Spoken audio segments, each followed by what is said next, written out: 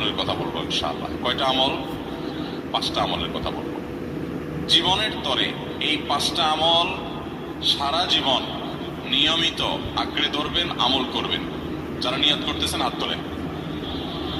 আল্লাহ আমাদের সবাইকে আমল করার তৌফিক দান করুন। আল্লাহ আমাদের সবাইকে কবুলের মঞ্জুর করুন।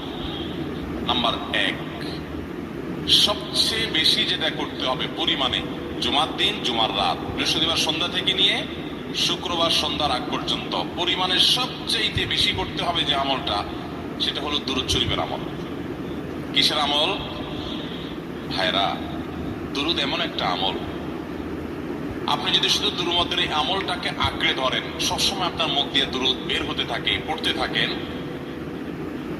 তো নবী করিম সাল্লাল্লাহু আলাইহি সাল্লামের ভাষ্য অনুযায়ী, তার ওয়াদা অনুযায়ী, ইদান তুকফা হাম্মুক ওয়া তুগফার যামবুক, তোমার যত পেরেশানি আছে